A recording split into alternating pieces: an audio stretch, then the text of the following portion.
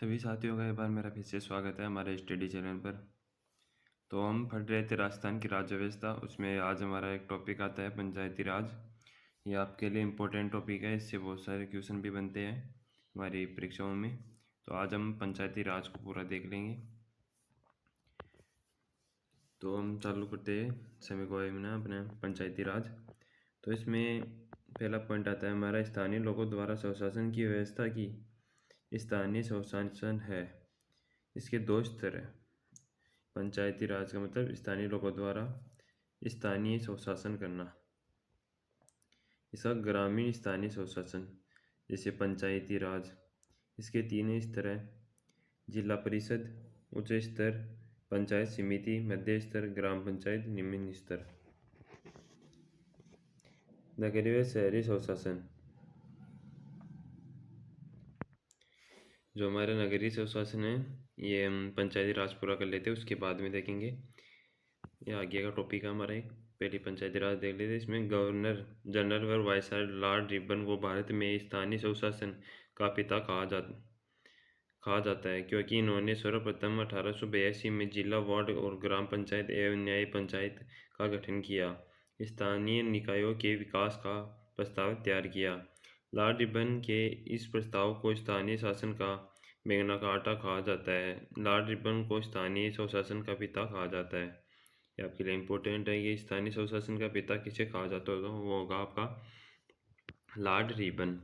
1935 के अधिनियम द्वारा स्थानीय स्वशासन को राज्य सूची का विषय बनाया गया, जो वर्तमान में भी राज्य सूची का विषय है। भारतीय संविधान में भाग 4 राज्य की नीति निर्देशक तत्व के अनुच्छेद 40 में ग्राम पंचायत के गठन का प्रावधान है। आज़ादी से पूर्व राजस्थान में सबसे पहले बीकानेर रियासत में 1928 में ग्राम पंचायत अधिनियम बनाया गया। इसके बाद जोधपुर 1928, जयपुर 1938, सिरोही 1943, भरतपुर, उदयपुर व करौली में पंचायतों पर कानून बनाए गए। संपूर्ण राजस्थान में 1953 में विधानसभा द्वारा पंचायती राज राज्य अधिनियम 1953 पारित किया गया, जिनके तहत पूरे राजस्थान में 1953 में ग्राम पंचायत की स्थापना की गई। फिर इसमें आते हैं हमारी पंचायती राज से संबंधित प्रमुख समितियाँ। तो समितियाँ प्रमुख पॉइंट आप हमारा इसमें पंचायती राज में, तो हमारी इसमें पहले आती बलवंत राय मेहता समिति 1957। इसके अध्यक्ष बलवंत राय मेहता थे। पंचायती राज पर गठित पहली समिति आपके लिए इम्पोर्टेंट है कि पंचायती राज पर गठित पहली समिति तो कौन सी है, तो बलवंत राय मेहता होगी। फिर लोकतांत्रिक विकेंद्रीकरण पर बल दिया। समिति में 24 नवंबर 1957 में अपनी रिपोर्ट सौंपी, जिसमें पुराने जिलों बोर्ड को समाप्त कर त्रिस्तरीय पंचायती राज व्यवस्था के गठन की सिफारिश की गई। यानी जो बलवंत राय मेहता समिति है उसमें त्रिस्तरीय पंचायती राज को अपनाया गया। फिर नेक्स्ट समिति आती है आपकी सादिक अली समिति 1964 में। इस समिति में प्रधान व जिला प्रमुख के चुनाव निर्वाचन मंडल द्वारा कराने का सुझाव दिया गया। फिर नेक्स्ट समिति आती है आपकी गिरधारी लाल व्यास समिति 1973 में। प्रत्येक पंचायतों के लिए ग्राम सेवक तथा सचिव नियुक्त करने तथा पंचायती राज की संस्थाओं को पर्याप्त वित्तीय संसाधन बढ़ाने पर बल दिया जाए। यानी पंचायती राज को वित्तीय साधन बढ़ाने पर बल दिया जाए, ये इसकी रिपोर्ट थी, यानी सिफारिश थी। फिर आती है नेक्स्ट आपकी अशोक मेहता समिति 1977 में। अगस्त 1978 में इन्होंने रिपोर्ट प्रस्तुत की। इसमें द्विस्तरीय पंचायती राज व्यवस्था का समर्थन किया गया, जिसमें जिला स्तर और मंडल स्तर ग्राम पंचायत के स्थान पर मंडल पंचायत का गठन की सिफारिश की गई। तो अशोक मेहता की नेक्स्ट सिफारिश क्या थी, और जिला कलेक्टर सहित सभी अधिकारी जिला परिषद के अधीन रखे जाए। पंचायती राज के मामलों को देख रेख हेतु राज्य मंत्रिपरिषद में एक मंत्री की अलग से नियुक्ति हो। अनुसूचित जाति व जनजाति को जनसंख्या के आधार पर आरक्षण देने की सिफारिश की गई और दलगत प्रणाली के आधार पर पंचायती राज के चुनाव कराने की सिफारिश की गई। पंचायती राज को संवैधानिक दर्जा दिया जाए व पंचायती राज संस्थाओं को कार्यकाल 4 वर्ष करने की सिफारिश की। फिर नेक्स्ट समिति आपकी GVK राव समिति ग्रामीण विकास व गरीब उन्मूलन कार्य की प्रशासनिक व्यवस्था के लिए योजना आयोग द्वारा 1985 में GKV राव की अध्यक्षता में गठन किया गया। डॉक्टर लक्ष्मीमल सिंघवी समिति 1986। राजीव गांधी सरकार ने लोकतंत्र व विकास के लिए पंचायती राज संस्थाओं को पुनरुत्थान पर इसमें है आपका डॉक्टर लक्ष्मी सिंघवी समिति में, तो इसमें पंचायती राज का पुनरुद्धार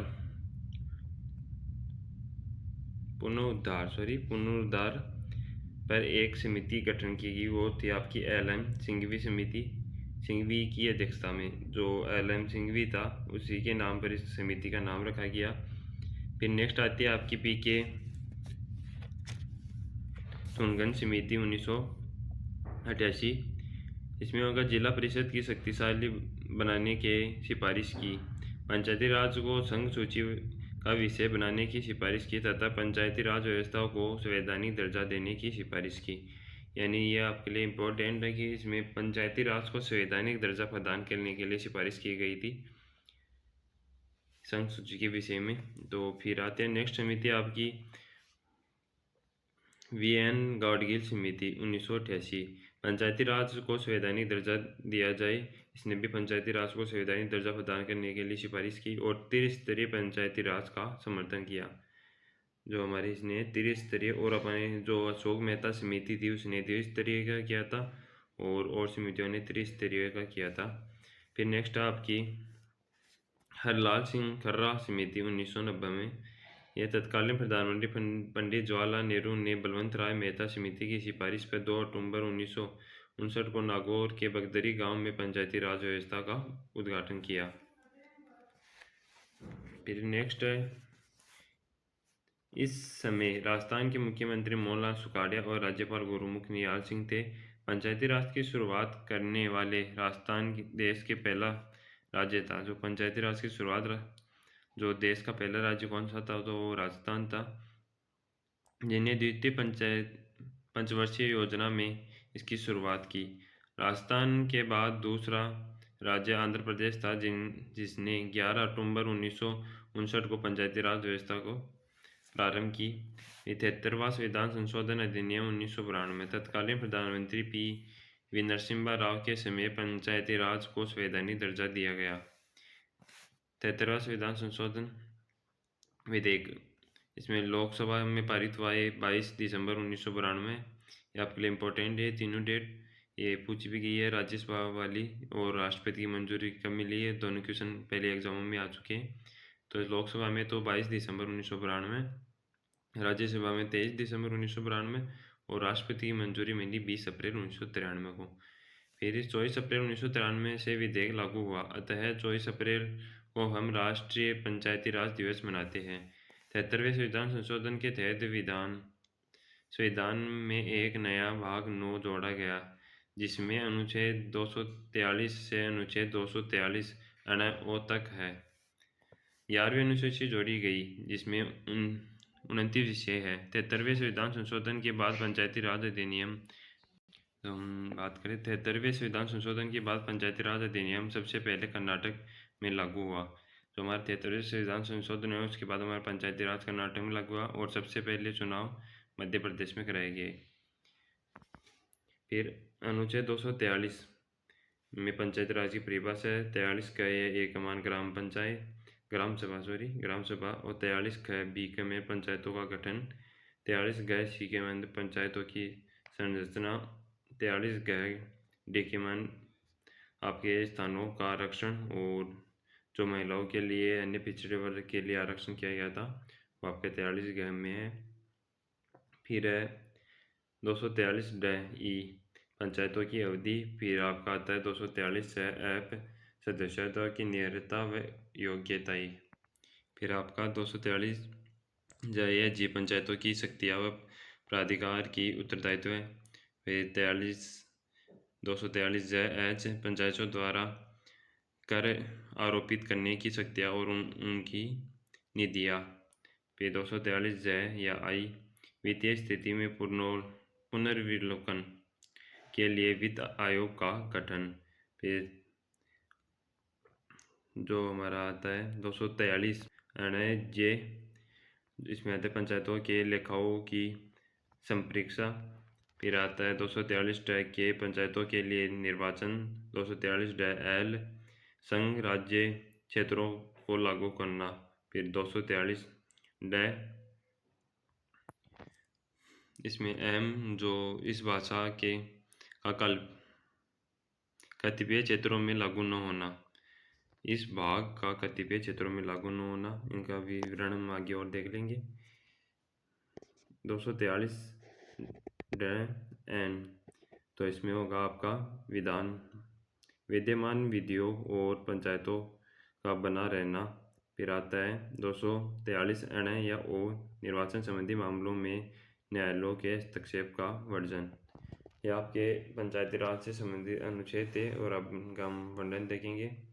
ये हमारे राजस्थान पुलिस और चतुर्थ श्रेणी में इतना डीपली तो नहीं पहुंचा जाएंगे, अपन एक बार आप देख लेना। फिर नेक्स्ट है हमारा इनका वर्णन कि अनुच्छेद 243 में इसकी परिभाषा थी। परिभाषा में क्या बताया गया है, इसमें ग्राम सभा, पंचायत और मध्यवर्ती स्तरीय व जिला स्तरीय जिला की परिभाषा है। फिर अनुच्छेद ये जो इंग्लिश और हिंदी में ये भाग इंग्लिश में ये इसका क्लोज नहीं है, जैसे होता है ना 43 एक का भाग बी, ये उस प्रकार नहीं है। इसमें क या ए दोनों में से कोई एक को चुनना है हमको। तो इसका अनुच्छेद मान लो बी 243 ए। दो ग्राम सभा, इसमें ग्राम सभा ग्राम स्तर पर ऐसी शक्तियों का प्रयोग और ऐसे कर्तव्यों का पालन करेंगी जिसका निर्धारण राज्य के विधानमंडल द्वारा कानून बनाकर किया जाता है। फिर आता है अनुच्छेद 243 बी पंचायतों का गठन। ये त्रिस्तरीय ढांचा है हमारा, ग्राम पंचायत, पंचायत समिति और जिला परिषद। फिर सी के अंदर आता है पंचायतों की संरचना।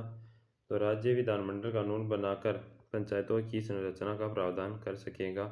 ग्राम स्तर पर ग्राम पंचायत के व मध्यवर्ती स्तर पर खंड स्तर या पंचायत समिति के सभी सदस्य प्रत्येक मतदान द्वारा, जबकि जिला स्तर पर जिला परिषद के सभी सदस्य राज्य विधानमंडल द्वारा बनाए कानूनों के अनुसार चुने जाएंगे। फिर नेक्स्ट है हमारा पॉइंट, ग्राम पंचायत के अध्यक्ष सरपंच का चुनाव प्रत्यक्ष रूप से होता है। खंड स्तर के अध्यक्ष प्रधान व जिला स्तर अध्यक्ष जिला प्रमुख का चुनाव निर्वाचन सदस्यों द्वारा अपने में से ही होता है। फिर आता है अनुच्छेद डी स्थानों का आरक्षण। अनुसूचित जाति व जनजाति को जनसंख्या के अनुपात में आरक्षण दिया जाएगा तथा सभी वर्गों में महिलाओं के लिए 1/3 33% आरक्षण का प्रावधान किया जाएगा। आपके लिए एक नोट है यहाँ पर, इसमें आपका 2009 के केंद्र सरकार के महिलाओं के लिए 50% आरक्षण का प्रावधान किया, लेकिन अभी तक संविधान में संशोधन प्रस्तावित है। फिर आता है अनुच्छेद आपका ड या ई पंचायतों की अवधि। फिर आता है अनुच्छेद जो ई है उसका भाग फर्स्ट।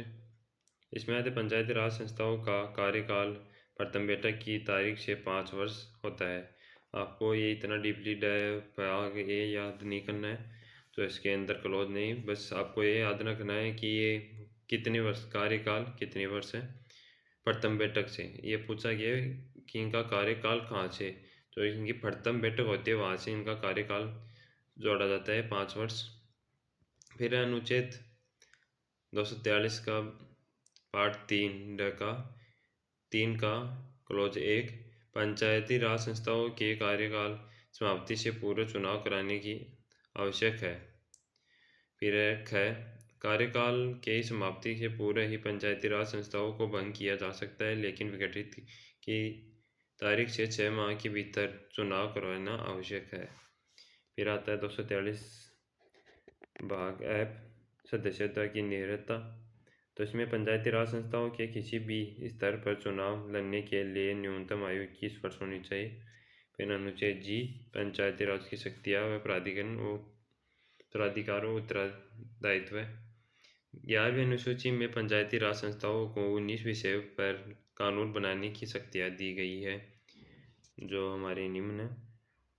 जो 29 विषय ये निम्न है हमारे, कृषि हो गया, भूमि सुधार, मृदा संरक्षण, लघु सिंचाई प्रबंधन, जल ग्रहण, पशुपालन, डेयरी मुर्गी पालन, मत्स्य पालन, सामाजिक वानिकी, कृषि वानिकी, लघु उद्योग, खाद्य प्रसंस्करण उद्योग, खादी व ग्राम कुटीर उद्योग, ग्रामीण आवास, पेयजल, ईंधन, चारा, सड़क, नालियाँ, पुल, जलमार्ग, सार्वजनिक वितरण प्रणाली, सामुदायिक संस्था का रखरखाव, शिक्षा, प्राथमिकता, माध्यमिक जो स्कूलें समेत तकनीकी प्रशिक्षण और व्यावसायिक शिक्षा, प्रौढ़ औपचारिक पुस्तकालय, बाजार, मेले, सांस्कृतिक गतिविधियाँ, स्वास्थ्य, सफाई, परिवार कल्याण, महिला बाल विकास, समाज कल्याण, विकलांग का कल्याण, कमजोर वर्गों का कल्याण, ग्रामीण विद्युत वितरण, विद्युतीकरण, गैर परंपरागत ऊर्जा स्रोत और गरीबी उन्मूलन। ये हमारे पूरे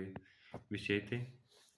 11वीं अनुसूची में पंचायती राज संस्थाओं को 29 विषय सौंपे गए थे, तो 29 विषय थे। फिर आता है हमारा अनुच्छेद 243 के पंचायतों के लिए निर्वाचन। पंचायती राज संस्थाओं के लिए निर्वाचन नामावली तैयार करने व उनके चुनाव करवाने की दायित्व राज्य निर्वाचन आयोग को होता है। फिर है राजस्थान पंचायती राज अधिनियम। राजस्थान में राज्यपाल द्वारा 23 अप्रैल 1994 को राजस्थान पंचायती राज अधिनियम 1994 को स्वीकृति दी गई। बोर्ड सभा, इसका उद्देश्य राजस्थान पंचायती राज अधिनियम 1994 के अध्याय 2 में है। मूल अधिनियम में इसका उल्लेख नहीं है। वर्ष 2000 में संशोधित करके वार्ड सभा की स्थापना की गई। वार्ड सभा के सदस्यों पर वार्ड में निवासी करने वाले सभी वयस्क व्यक्ति होते हैं, यानी सभी वयस्क व्यक्ति जो वोट दे सकते हैं वो वार्ड सभा के सदस्य होते हैं। वार्ड सभा की वर्ष में कम से कम 2 बैठकें होती है। बैठक की गणपूर्ति के लिए वार्ड सभा के कुल सदस्यों के 1/10% की उपस्थिति आवश्यक होती है। वार्ड सभा की बैठकों की अध्यक्षता वार्ड पंच के द्वारा की जाएंगी। फिर आती ग्राम सभा। राज्य पंचायती राज अधिनियम 1994 अध्याय 2 क की धारा 8 में ग्राम सभा का गठन का प्रावधान है आपका। इसमें कहा गया है कि प्रत्येक पंचायत के लिए एक ग्राम सभा होगी जिसके सदस्य पर पंचायत क्षेत्र के गांव में आने वाले पंजीकृत मतदाता होगी। प्रत्येक साल ग्राम सभा के कम से कम 2 बैठकें होगी। आपके लिए एक नोट है यहाँ पर कि राजस्थान पंचायती राज क्षेत्रों में लागू होने के संबंध में उपांतरण एक नियम 2011 यानी राजस्थान पंचायती राज नियम 2011 है। इसमें आपको राजस्थान में ग्राम पंचायत की संयुक्त बैठकों का प्रावधान है। जो नियम 2011 है उसमें संयुक्त बैठक का प्रावधान है, जिसमें अध्यक्षता सरपंच द्वारा की जाएंगी। संयुक्त बैठक के प्रत्येक ग्राम सभा से सदस्यों का कम से कम 5% या 10 सदस्य इसमें से जो भी कम हो की उपस्थिति अनिवार्य है। धारा 8 ख बैठक की गणपूर्ति के लिए कुल सदस्य संख्या 1/10 या 10% उपस्थित आवश्यक होगी। धारा 8 ग ग्राम सभा की बैठकों की अध्यक्षता सरपंच द्वारा की जाएगी। सरपंच की अनुपस्थिति में अध्यक्षता ग्राम सभा के ऐसे सदस्य द्वारा की जाएगी जिसे ग्राम सभा की उपस्थिति सदस्यों के द्वारा बहुमत से निर्वाचित किया जाए। फिर नेक्स्ट आपका पंचायती राज का त्रिस्तरीय ढांचा, ये आपके लिए इम्पोर्टेंट है। पहले आता है इसमें मेरा ग्राम पंचायत। गांव स्तर पर ग्राम पंचायत होती है। राजनीतिक प्रमुख सरपंच होता है। न्यूनतम आयु 21 वर्ष। प्रशासनिक प्रमुख होता है ग्राम विकास अधिकारी। वीडियो सदस्यों का चुनाव बोर्ड पंच का प्रत्यक्ष निर्वाचन होता है। अध्यक्ष उपाध्यक्ष का चुनाव, सरपंच का चुनाव प्रत्यक्ष रूप से जनता द्वारा और उप सरपंच का चुनाव अप्रत्यक्ष रूप से वार्ड पंचों द्वारा किया जाता है।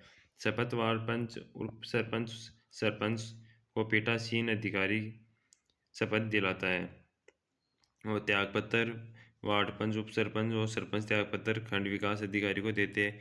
न्यूनतम पंच संख्या, जो पंच होते हैं न्यूनतम 5 हो सकते हैं और 3000 प्रति 3000 पर एक पंच बढ़ाया जा सकता है, यानी 3000 की आबादी पर 5 होते हैं और फिर आगे शायद और 1000 होने पर एक और प्लस में किया जा सकता है, यानी जनसंख्या के आधार पर है ये। इसमें बैठक है 15 दिन में कम से कम एक बार।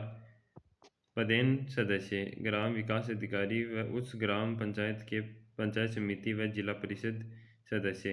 फिर नेक्स्ट आता है हमें पंचायत समिति, खंड स्तर पर होती है ये। राजनीति प्रमुख प्रधान, आयु 21 वर्ष, प्रशासनिक प्रमुख, बीडीओ, खंड विकास अधिकारी, सदस्यों का चुनाव, पंचायत समिति सदस्यों का प्रत्यक्ष निर्वाचन होता है। फिर अध्यक्ष उपाध्यक्ष का चुनाव, प्रधान व प्रधान का निर्वाचन सदस्यों से अप्रत्यक्ष रूप से होता है ये।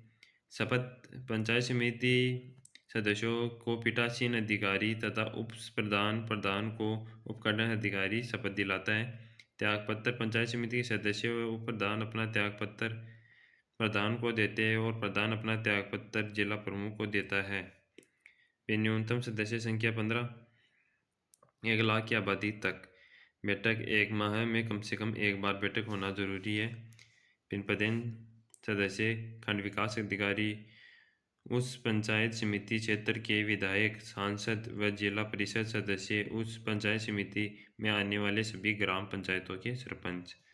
फिर तीसरा आता है आपका जिला परिषद। जिला स्तर पर या शीर्ष स्तर पर राजनीतिक प्रमुख जिला प्रमुख होता है। ये आयु होती है 21 वर्ष। प्रशासनिक प्रमुख होता है सीईओ, मुख्य कार्यकारी अधिकारी। फिर सदस्यों का चुनाव होता है। जिला परिषद सदस्यों का प्रत्यक्ष निर्वाचन, जिला परिषद में अध्यक्ष हो गया सीईओ और सदस्यों का चुनाव जिला परिषद सदस्यों का प्रत्यक्ष रूप से होता है। और अध्यक्ष उपाध्यक्ष का चुनाव उप जिला प्रमुख व जिला प्रमुख का निर्वाचन सदस्यों में से अप्रत्यक्ष निर्वाचन होता है। फिर इसमें आती है हमारी शपथ। जिला परिषद के सदस्यों को पीठासीन अधिकारी यानी जिला कलेक्टर व उप जिला प्रमुख के जिला प्रमुख को जिला कलेक्टर शपथ दिलाता है। त्यागपत्र, जिला परिषद सदस्य व उप जिला प्रमुख अपना त्यागपत्र जिला प्रमुख को देता है और जिला प्रमुख अपना त्यागपत्र संभागीय आयुक्त को देता है। न्यूनतम सदस्य संख्या 17, 4 लाख की आबादी तक बैठक, 3 माह में कम से कम एक बार। इसमें आपको ये त्यागपत्र पूछा जा सकता है कि ये जिला संभागीय आयुक्त को देता है। ये पहले भी एग्जाम में आ चुका है कि जिला परिषद में आप पूछा जा सकता है कि जिला प्रमुख त्यागपत्र किसे देता है, तो आपका होगा उत्तर संभागीय आयुक्त को। फिर पदेन सदस्य, मुख्य कार्यकारी अधिकारी, उस जिले के समस्त सांसद और समस्त विधायक और उस जिले के समस्त प्रधान। सदस्यों को हटाया जाना या निलंबन। धारा 38 के अनुसार पंचायती राज संस्थाओं के किसी अध्यक्ष या उपाध्यक्ष व सदस्यों का राज्य सरकार आवश्यक जांच के बाद पद से हटा सकती है यदि वह कार्य करने में समर्थ हो, वह कार्य करने से मना कर दे, वह किसी आचरण का दोषी पाया जाए। पैसा अधिनियम 1996 यानी पंचायत अनुसूचित क्षेत्रों में विस्तार। इसमें पंचायती राज के सशक्तिकरण हेतु 24 दिसंबर 1996 को 10 राज्यों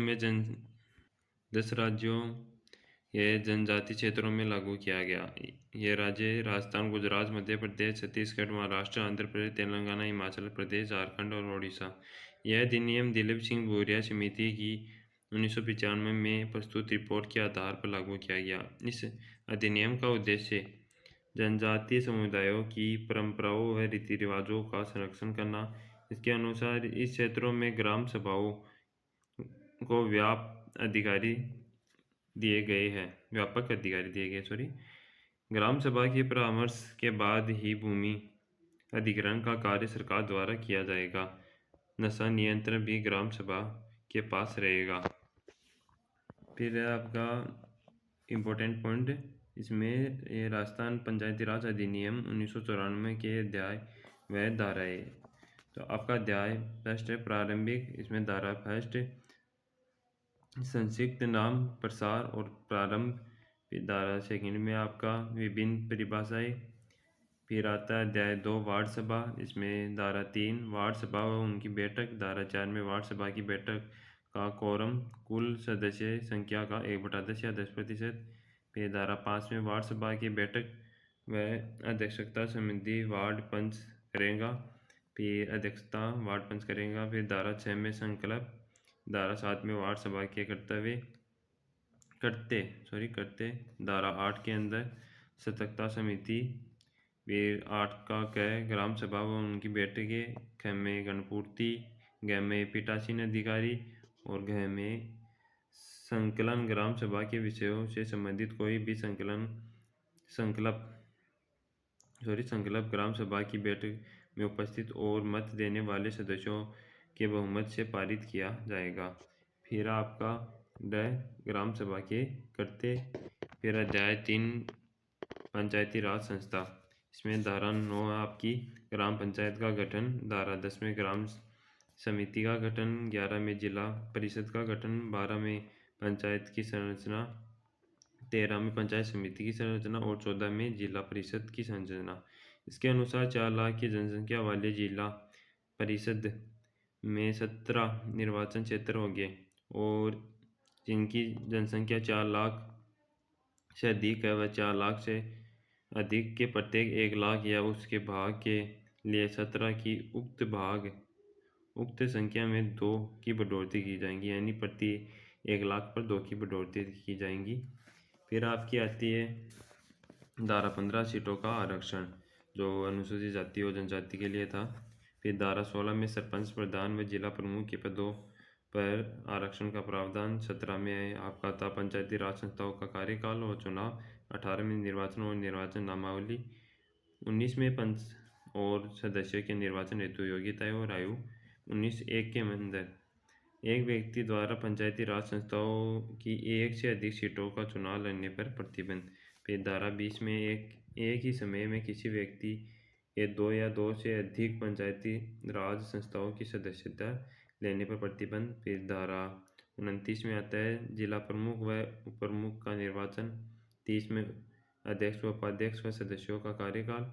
32 में सरपंच व उप सरपंच की शक्तियाँ, कार्य और कर्तव्य। फिर 32 में आता है आपका प्रधान की शक्तियाँ व कार्य और कर्तव्य।